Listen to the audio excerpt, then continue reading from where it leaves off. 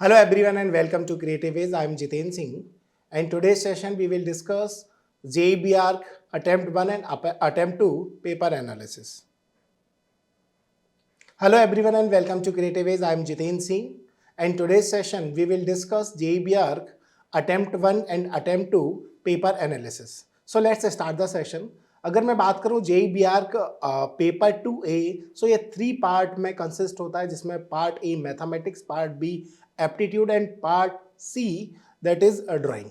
Part A में अगर मैं बात करता हूं, पार्ट 1 जो मैथमेटिक्स है, यहाँ पर 25 प्रॉब्लम्स बनेंगे और each carry 4 marks, overall 100 marks का बनेगा. पार्ट बी एप्टीट्यूड, यहाँ पर ओवरऑल 50 प्रॉब्लम्स होंगे जो ईच कैरी 4 मार्क्स, जो होगा आपका 200 मार्क्स का. And drawing test there are 2 problem और ईच कैरी 50 मार्क्स, यानी ओवरऑल आपका 100 का होगा. सो ओवरऑल पेपर की अगर मैं बात करूं तो ऑल 3 सेक्शंस को मिला के जो कि होगा आपका 400 मार्क्स का. अगर मैं सेक्शन वाइज एनालिसिस करता हूं तो पार्ट ए आपका जो है मैथमेटिक्स में अगर मैं बात करूं, यहाँ पर भी बहुत सारे चैप्टर से प्रॉब्लम्स बने, जिसमें हाईएस्ट वेटेज होगा आपका ज्योमेट्री से. आप देखोगे तो यहाँ पे आपको 7 प्रॉब्लम्स पार्ट अटेम्प्ट 1 में and 7 problem attempt 2. Overall 14 questions बने हैं आपके 2025 में. और उसमें भी अगर मैं बात करूं डिटेल्ड डिस्कशन में, so coordinate and straight line, circle and system of circle से प्रॉब्लम थे, parabola, ellipse, hyperbola and 3 dimensional geometry. यानी ओवरऑल ज्योमेट्री का वेटेज काफ़ी है. अगर आप ज्योमेट्री अच्छे से करते हैं तो मिनिमम 7 to 8 प्रॉब्लम्स आपको ईच एंड एवरी ईयर देखने को मिलेंगे बी आर्क का, आपका अटेम्प्ट 1 एंड अटेम्प्ट 2 बोथ दोनों में. फिर अगर मैं बात करता हूँ अदर आगे जो अदर चैप्टर्स में, जिसमें आपका लीनियर एंड क्वाड्रेटिक इक्वेशंस, यहाँ पे भी आपके अटेम्प्ट 1 एंड अटेम्प्ट 2 में, अटेम्प्ट 1 में 2 प्रॉब्लम्स एंड अटेम्प्ट 2 में भी 2 प्रॉब्लम्स, ओवरऑल 4 क्वेश्चंस बने यहाँ पे. डिटर्मिनेंट एंड मैट्रिसेस, यहाँ पे भी एक एक प्रॉब्लम्स देखने को मिला है. Permutation, combination and probability, so attempt 1 में 2 प्रॉब्लम्स थे और अटेम्प्ट 2 में 1 प्रॉब्लम था. ओवरऑल अगर 2025 में तो 3 क्वेश्चंस हैं. वेक्टर हर एक सेक्शन में एक ही प्रॉब्लम्स मिला है, यानी फर्स्ट अटेम्प्ट में भी 1 प्रॉब्लम था और सेकंड अटेम्प्ट में भी 1, जो कि आपका एनसीक्यू टाइप था, मतलब नो चॉइस क्वेश्चंस, या हम बोल सकते हैं कि न्यूमेरिकल वैल्यू क्वेश्चंस टाइप के प्रॉब्लम्स थे. तो वो वेक्टर हर बार आपका जो बना है वहाँ पे आपके एनवीक्यू टाइप प्रॉब्लम्स में बना है. स्टैटिक्स में भी आपको 1 प्रॉब्लम मिला है, बोथ आपका अटेम्प्ट 1 एंड अटेम्प्ट 2 में.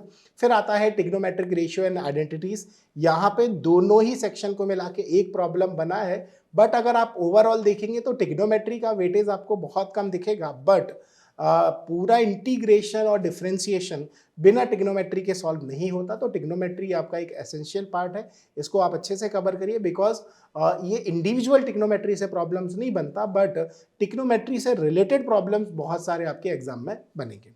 फिर मैं बात करता हूँ सेट, रिलेशन एंड फंक्शन, यहाँ से आपको 3 प्रॉब्लम्स मिलेंगे, यानी कि ओवरऑल 6 प्रॉब्लम बने हैं आपके 2025 में. क्वाड्रेटिक इक्वेशन से भी आपके 2 प्रॉब्लम्स बने, अटेम्प्ट 1 एंड अटेम्प्ट 2. और डिफरेंशिएशन से इस बार बहुत काफ़ी कम प्रॉब्लम्स थे इस अटेम्प्ट में, यानी फर्स्ट अटेम्प्ट में आपका 1 था, सेकेंड अटेम्प्ट में 2 प्रॉब्लम थे, यानी ओवरऑल 3 क्वेश्चंस थे आपके. इंटीग्रेशन से भी काफ़ी कम प्रॉब्लम थे, यानी ओवरऑल 3 प्रॉब्लम आप देखोगे तो first attempt and 3 problem second attempt, overall 6 problem थे आपके.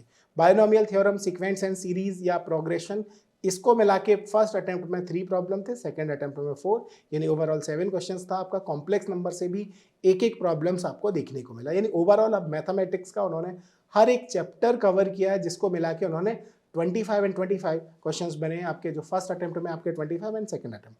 अभी हम डिस्कस करते हैं level of difficulties. So level of difficulty, जो भी स्टूडेंट 2025 में अपीयर हुए हैं उन्हीं के बेसिस पर ये लेवल ऑफ डिफिकल्टीज है, जिसमें अगर मैं बात करूं कि इजी टू मॉडरेट रहा है, जो बच्चों का रिस्पॉन्स था उसके अकॉर्डिंग इजी टू मॉडरेट था, जिसमें 25 क्वेश्चन है फ्रॉम वेरियस चैप्टर्स. अगर बात करोगे तो वो जो कि मैंने ऑलरेडी डिस्कस किया है, पूरे मैथमेटिक्स से आपको 11th एंड 12th बोथ को मिला के 25 क्वेश्चन है आपके. सेकेंड है important part, that is aptitude. Overall 50 questions बनते हैं यहाँ पे, और एप्टीट्यूड एक एसेंशियल पार्ट है आपका JEB के लिए. JEB में अगर बात करूँ AAT एंड GK, सो यहाँ से ओवरऑल जो प्रॉब्लम्स आपको देखने को मिलेगा 25 में 27 है आपका अटेम्प्ट 1 एंड 26 है आपका अटेम्प्ट 2. इससे पहले AAT और GK का जो वेटेज था, अगर आप 2024 तक देखेंगे तो वहाँ पर दोनों का हार्डली मिला के 20 मार्क्स होता था, बट 2025 में थोड़ा सा पैटर्न चेंज हुआ है। यहाँ आपको 27 एंड 26 प्रॉब्लम देखने को मिले हैं। इन अ प्रीवियस ईयर तक आप देखोगे तो हार्डली 20 मार्क्स 20 क्वेश्चंस होते थे। तो इस बार थोड़ा सा सिनेरियो चेंज हुआ है, तो आगे अपकमिंग एग्जाम्स के लिए आप फोकस रखिएगा कि 27 या 26 या 25 ऑलमोस्ट हो सकता है। फिर है बी आर के स्पेशल एप्टीट्यूड। बी आर के स्पेशल एप्टीट्यूड की मैं बात करूंगा, जिसमें सरफेस काउंटिंग, यहाँ से भी काफ़ी प्रॉब्लम बने अटेम्प्ट 1 एंड अटेम्प्ट 2 दोनों में। सरफेस काउंटिंग के अलावा प्रोजेक्शन, एलिवेशंस और इनसे रिलेटेड प्रॉब्लम्स आपको काफ़ी देखने को मिला है किसमें, अटेम्प्ट 1 एंड अटेम्प्ट 2, यानी ओवरऑल 17 प्रॉब्लम इन 2025, जिसमें मैं अटेम्प्ट 1 एंड अटेम्प्ट 2 दोनों को कंसिडर करता हूँ। एप्टीट्यूड सेक्शंस की मैं बात कर रहा हूँ, ये वो एप्टीट्यूड सेक्शन है जिसमें हम वी आर और एन वी आर का डिस्कशन करते हैं। मेजर पार्ट जो है वो आपका एन वी आर होगा, non verbal reasoning, and some problems are from V R, जैसे कि आप देखोगे ब्लड रिलेशन, डायरेक्शन सेंस, तो इस टाइप के प्रॉब्लम्स आपको मिलेंगे। तो ओवरऑल आप यहाँ देखोगे अटेम्प्ट 1 में 16 प्रॉब्लम है एंड अटेम्प्ट 2 में 14 प्रॉब्लम है, यानी 2025 में ओवरऑल 30 क्वेश्चंस आपके यहाँ से हैं। लेवल ऑफ डिफिकल्टीज की बात करो तो यहाँ पे हमेशा इजी टू मॉडरेट होता है, बिकॉज इजी प्रॉब्लम्स होते हैं, हर एक स्टूडेंट इजीली कर लेता है। 5 to 10 प्रॉब्लम्स ऐसे होते हैं जो हमेशा डिफिकल्टीज क्रिएट करते हैं। एएटी डिपेंड करता है कि आपने उसको कॉन्सेप्ट को कितने बेटर तरीके से समझा है, वो आपके एएटी के लिए इंपॉर्टेंट हो जाएगा। नेक्स्ट है थर्ड आपका ड्राइंग। सो ड्राइंग में अगर मैं बात करूँ, सीन क्रिएशन से आपके 3 क्वेश्चन थे, यानी अटेम्प्ट 1 एंड अटेम्प्ट 2 दोनों को मिला के ओवरऑल 3 क्वेश्चन बने हैं। 2D डिज़ाइन से एक भी प्रॉब्लम नहीं था, 3D कंपोजिशन से एक प्रॉब्लम था, पोर्ट्रेट ड्राइंग से भी एक प्रॉब्लम था, पर्सपेक्टिव जिसमें कि मॉन्यूमेंट ड्राइंग वहाँ से भी एक प्रॉब्लम था, बट ह्यूमन फिगर इंडिविजुअल नहीं था, बट सीन क्रिएशन में ऑलरेडी इंक्लूड था, तो ह्यूमन फिगर से भी आपके इंडिविजुअल प्रॉब्लम नहीं था, बट सीन क्रिएशन में था।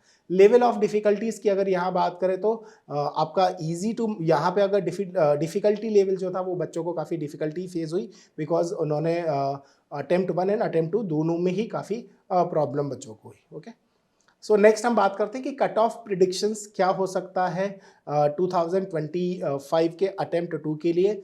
सिर्फ मैं कट ऑफ प्रिडिक्शंस कर रहा हूँ, मैं वो डिस्कस नहीं कर रहा हूँ कि इतना मार्क्स पे इतना परसेंटाइल। उसके लिए मैंने एक सेपरेट वीडियोस किया हुआ है, मार्क्स वर्सेस परसेंटाइल 2025 में, आप उसको जाके देख सकते हैं कि आपको रफ आइडिया मिलेगा कि आपके कितने मार्क्स हो रहे हैं और उसके अकॉर्डिंग आपका क्या परसेंटाइल हो सकता है, तो उसको आप जाके देख सकते हैं। मैं यहाँ सिर्फ कट ऑफ प्रिडिक्शन बता रहा हूँ कि किसी स्टूडेंट ने कितना मिनिमम स्कोर किया है, देन वो क्वालिफाई हो जाएगा, JEBR क्वालिफाई हो जाएगा। जैसे कि मैं बात करता हूँ जनरल कैटेगरी या अनरिजर्व कैटेगरीज के लिए आपका 90 to 93 होगा आपका। अनरिजर्व कैटेगरी जिसमें फिजिकल हैंडीकैप की बात करूँ तो 6 to 11 मार्क्स हो जाएगा आपका। EWS आपका अराउंड 70 to 77। सिमिलर आपका OBC नॉन क्रीमी लेयर जो आपका OBC NCL वो भी आपका 70 to 77 होगा। SC का जो कट ऑफ है वो आपका 50 to 55 होगा। ST जो है आपका अराउंड 35 to 40। ये एक प्रिडिक्शन है, अराउंड इसी के अराउंड ही आपका कट ऑफ होगा, यानी इसके ऊपर अगर आपके मार्क्स हैं तो देन आप क्वालिफाई हो जाएंगे, यानी कि आपका कट ऑफ जो है वो क्लियर हो जाएगा। ये कट ऑफ आपका किसी भी कॉलेज का प्रिडिक्शन नहीं है, वहाँ पे आपका रैंक वर्सेस परसेंटाइल जो कि मैं ऑलरेडी कवर कर चुका हूँ। ओके, इसके अलावा अगर आप 2026 के लिए प्रिपेयर कर रहे हैं तो उसके लिए आपको हमारे जो चैनल है उसको अगर आप सब्सक्राइब करेंगे और वहाँ पे भी आपको बहुत सारी वीडियोस और प्लेलिस्ट दिखेगा जो आपकी हेल्प करेंगे आपकी प्रिपरेशंस के ड्यूरेशंस में। Okay, so thank you everyone and happy learning journey with me.